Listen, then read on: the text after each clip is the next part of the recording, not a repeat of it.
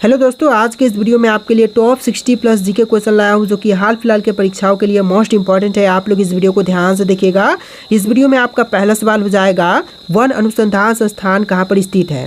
दोस्तों, वन अनुसंधान संस्थान की बात करें तो यह है देहरादून में। ऑप्शन नंबर सी आपका बिल्कुल सही जवाब रहेगा, देहरादून में।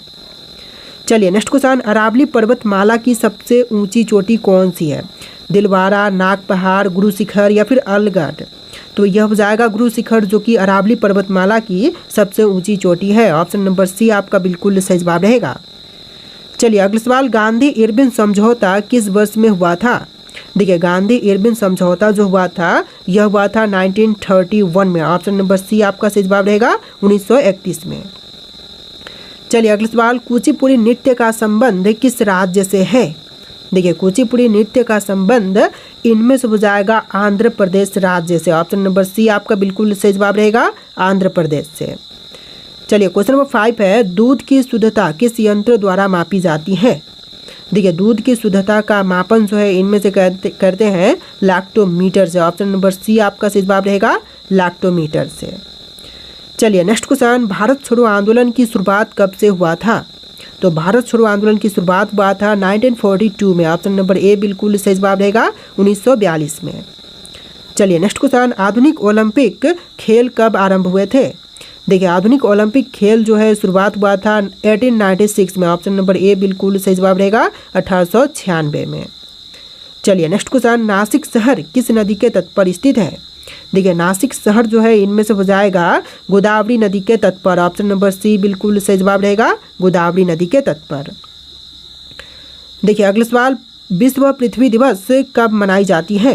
दोस्तों, विश्व पृथ्वी दिवस की बात करें तो यह मनाई जाती है 22 अप्रैल के दिन। ऑप्शन नंबर बी बिल्कुल सही जवाब रहेगा, 22 अप्रैल के दिन। टोटल इस वीडियो में 60 प्लस जी के क्वेश्चन है, आप लोग वीडियो को ध्यान से देखिएगा। चलिए अगला सवाल, बर्फ पर दाग बढ़ाने से उसका गलनांक क्या होता है। देखिए, बर्फ पर दाग बढ़ाने से उसका गलनांक जो है घट जाएगा। ऑप्शन नंबर ए बिल्कुल सही जवाब रहेगा, घट जाएगा। चलिए नेक्स्ट क्वेश्चन, म्यांमार की मुद्रा क्या कहलाती है। देखिए, म्यांमार की मुद्रा जो है इनमें से कहलाएगी क्यात। ऑप्शन नंबर ए आपका बिल्कुल सही जवाब रहेगा, क्यात। चलिए क्वेश्चन नंबर 12 है, भारत की कौन सी नदी ज्वारंतमुख बनाती है। देखिए, ज्वारंतमुख बनाने वाली नदी इनमें से हो जाएगा ताप्ती। ऑप्शन नंबर सी बिल्कुल सही जवाब रहेगा, ताप्ती नदी जो कि ज्वारंतमुख बनाती है। चलिए क्वेश्चन नंबर 13 है, हॉकी खेल में प्रत्येक टीम में कितने खिलाड़ी होते हैं। तो हॉकी के खेल में प्रत्येक टीम में खिलाड़ियों की संख्या जो है टोटल होती है 11। ऑप्शन नंबर बी सही जवाब रहेगा, 11 जो टोटल खिलाड़ियों की संख्या होती है।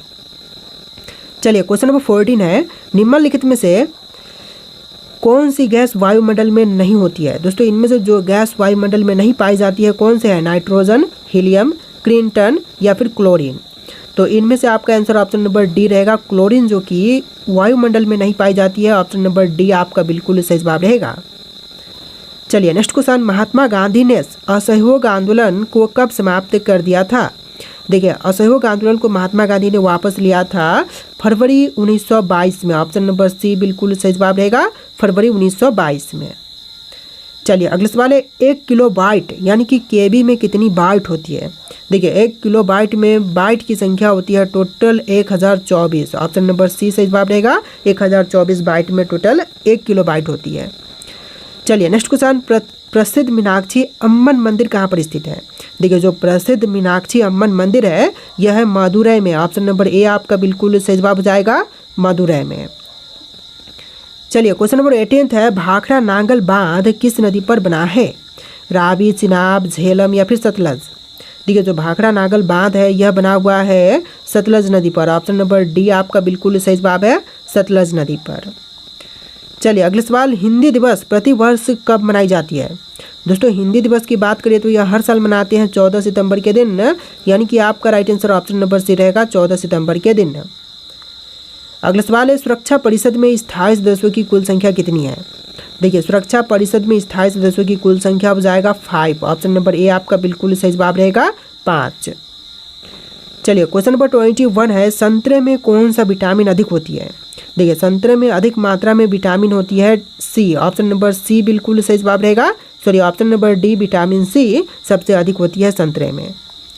चलिए नेक्स्ट क्वेश्चन, विटामिन बी की कमी से कौन सा रोग होता है। देखिए विटामिन बी की कमी से जो रोग होती है इनमें से हो जाएगा beriberi. Option number C बिल्कुल सही जवाब रहेगा बेरी बेरी। चलिए क्वेश्चन नंबर 23 है, सूर्य उदय होते समय व डूबते समय लाल क्यों दिखाई देते हैं। देखिए सूर्य उदय होते समय या फिर डूबते समय लाल जो है दिखाई देती है प्रकीर्णन के कारण। ऑप्शन नंबर बी बिल्कुल सही जवाब रहेगा प्रकीर्णन के कारण। चलिए नेक्स्ट क्वेश्चन नंबर 24, बैटरी बनाने में किस अम्ल का उपयोग करते हैं। देखिए बैटरी बनाने के लिए जिस अम्ल का उपयोग करते हैं इनमें से हो जाएगा सल्फ्यूरिक अम्ल। ऑप्शन नंबर ए बिल्कुल सही जवाब रहेगा सल्फ्यूरिक अम्ल। चलिए नेक्स्ट क्वेश्चन नंबर 25, कांडला बंदरगाह निम्न में से किस राज्य में स्थित है। गुजरात, उड़ीसा, गोवा या फिर महाराष्ट्र में। देखिए जो कांडला बंदरगाह है यह है गुजरात में। ऑप्शन नंबर ए आपका बिल्कुल सही जवाब हो जाएगा गुजरात में। चलिए नेक्स्ट क्वेश्चन, भारत में मीठे पानी की सबसे बड़ी झील कौन सी है। देखिए मीठे पानी की सबसे बड़ी झील इनमें से हो जाएगा बुल्लर झील। ऑप्शन नंबर बी बिल्कुल सही जवाब है बुल्लर झील। चलिए नेक्स्ट क्वेश्चन, आंसुओं में कौन सा पदार्थ घुला रहता है। देखिए जो आंसुओं में घुली रहती है पदार्थ इनमें से हो जाएगा सामान्य नमक। ऑप्शन नंबर ए आपका बिल्कुल सही जवाब रहेगा सामान्य नमक। तो देखिए क्वेश्चन नंबर 28 है, हमारे जीवन का मूल आधार क्या है। दोस्तों हमारे जीवन का मूल आधार इनमें से हो जाएगा पर्यावरण। ऑप्शन नंबर डी बिल्कुल सही जवाब रहेगा पर्यावरण। चलिए नेक्स्ट क्वेश्चन, सिंधु सभ्यता का प्राचीनतम बंदरगाह कौन सा है। देखिए सिंधु सभ्यता का जो प्राचीनतम बंदरगाह है इनमें से हो जाएगा ऑप्शन नंबर ए लोथल। यानी कि आपका राइट आंसर क्या होगा ऑप्शन नंबर ए लोथल। चलिए नेक्स्ट क्वेश्चन नंबर 30, संगमरमर यानी कि मार्बल किसका रूप है। देखिए संगमरमर जो है यह रूप है चूना पत्थर का। ऑप्शन नंबर सी आपका बिल्कुल सही जवाब है चूना पत्थर। चलिए क्वेश्चन नंबर 31 है, अकबर का जन्म कहाँ पर हुआ था। मेरठ, रानीगंज, अमरकोट या फिर कोचीन। तो देखिए अकबर का जन्म स्थान इनमें से हो जाएगा अमरकोट। ऑप्शन नंबर सी आपका बिल्कुल सही जवाब रहेगा अमरकोट। चलिए क्वेश्चन नंबर 32 है, चीन ने भारत पर आक्रमण कब किया था। देखिए चीन ने भारत पर आक्रमण जो है किया था 1962 में। ऑप्शन नंबर बी बिल्कुल सही जवाब रहेगा 1962 में।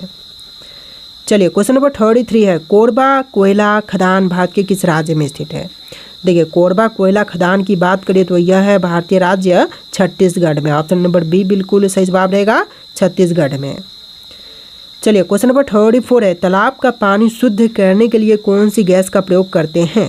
देखिए तालाब के पानी को शुद्ध करने के लिए जिस गैस का प्रयोग होता है इनमें से हो जाएगा क्लोरीन। ऑप्शन नंबर बी बिल्कुल सही जवाब रहेगा क्लोरीन। चलिए नेक्स्ट क्वेश्चन नंबर 35, मैट्टूर बांध किस नदी पर बनाया गया था। देखिए जो मैट्टूर बांध बनाई गई थी यह काबरी पर बनाई गई थी। ऑप्शन नंबर सी बिल्कुल सही जवाब रहेगा काबरी नदी पर। चलिए क्वेश्चन नंबर 36 है, सबसे हल्की धातु कौन सी होती है। तो इनमें से सबसे हल्की धातु यह हो जाएगा लिथियम। ऑप्शन नंबर ए आपका बिल्कुल सही जवाब रहेगा लिथियम धातु। चलिए क्वेश्चन नंबर 37 है, पोंग बांध भारत के किस राज्य में स्थित है। देखिए पोंग बांध जो है यह है हिमाचल प्रदेश में। ऑप्शन नंबर बी बिल्कुल सही जवाब रहेगा हिमाचल प्रदेश राज्य में। चलिए क्वेश्चन नंबर 38 है, भारत का राष्ट्रगीत किस उपन्यास से लिया गया है। देखिए राष्ट्रगीत जो ली गई है यह ली गई है आनंद मठ से। ऑप्शन नंबर ए बिल्कुल सही जवाब रहेगा आनंद मठ से। चलिए नेक्स्ट क्वेश्चन नंबर 39, विश्व मौसम विज्ञान दिवस कब मनाई जाती है। दोस्तों विश्व मौसम विज्ञान दिवस की बात करें तो यह मनाते हैं 23 मार्च के दिन। ऑप्शन नंबर बी बिल्कुल सही जवाब रहेगा 23 मार्च के दिन। अगला सवाल है, हिंद स्वराज पुस्तक किसके द्वारा लिखा गया है। देखिए हिंद स्वराज पुस्तक को लिखने वाले इनमें से हो जाएंगे option number D Mahatma Gandhi. आपका right answer option number D रहेगा महात्मा गांधी। चलिए क्वेश्चन नंबर 41 है, किस शहर का नाम बदलकर गुरुग्राम रख दिया गया है। देखिए शहर जिसका नाम बदल करके गुरुग्राम रखा गया है तो इनमें से हो जाएगा गुड़गांव। ऑप्शन नंबर ए बिल्कुल सही जवाब हो जाएगा गुड़गांव। चलिए नेक्स्ट क्वेश्चन, भारत में सबसे ज़्यादा तेलुगु भाषा कहाँ बोली जाती है या फिर प्रचलित है।